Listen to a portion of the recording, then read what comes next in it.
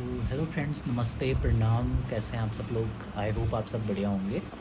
तो जैसे कि आप लोग टाइटल देख के समझ ही गए होंगे कि आज हम किस टॉपिक पे बात कर रहे हैं। जी हाँ, तो आज हम बात कर रहे हैं कि कौन सी दवा हमको खाली पेट लेनी चाहिए और कौन सी हमको खाने के बाद लेनी चाहिए। तो आइए जानते हैं कि हमें कौन सी दवा खाली पेट लेनी है और कौन सी खाने के बाद लेनी है। तो फ्रेंड्स, हमें मोस्टली जो खाली पेट लेनी होती हैं दवाइयाँ, वो जैसे गैस की दवाइयाँ हो गई, जैसे ये हो गया नोगासिड का हो गया, ठीक है, एसलॉग हो गया, या फिर ये डीएसआर वाला कॉम्बिनेशन हो गया, ये पेंटाप्राजोल डोमपेरिडोन का। और या तो फिर इसमें जैसे कि शुगर की दवाइयाँ हैं हमारी, तो ये दवाइयाँ हम खाली पेट ले सकते हैं।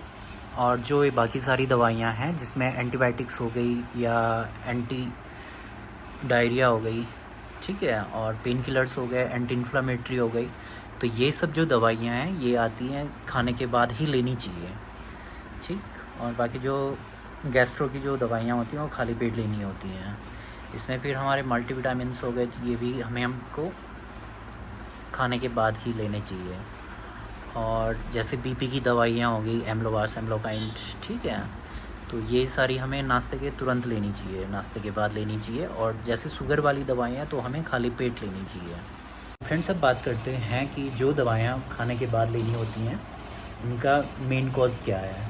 तो कुछ दवाएँ ऐसी होती हैं जिनको हम खाली पेट अगर ले लेते हैं तो उनसे हमारे पेट में एसिडिटी बन जाती है, पेट में जलन का होना, और कुछ हद तक तो इसमें ये भी देखा जाता है कि पेट में अल्सर बन जाता है, ठीक है। फिर उसमें दिक्कतें आती हैं जैसे पेट में जलन होना, बार बार वोमिटिंग होना, तो ये सब इसमें दिक्कतें देखने को मिलती हैं। और कुछ दवाइयाँ होती हैं जिनको हम खाना खाने के बाद नहीं ले सकते हैं, जिनको हमें खाली पेट ही लेना होता है।